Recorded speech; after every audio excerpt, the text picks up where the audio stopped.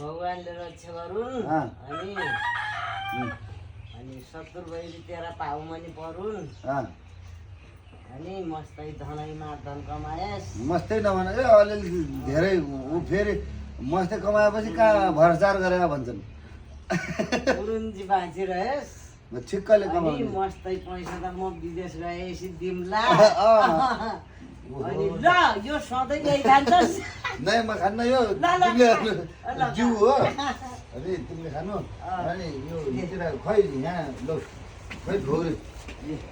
भाग्यमानी रहेस्। यो एउटा भोजी ल्याइदिएको छु यो राख जिउ लगाइदिनुहोस् त। ए त्यो पनि ल्याइदिनु खै म गोल गरी लाउँछु है सानो सानो गरी हुन्छ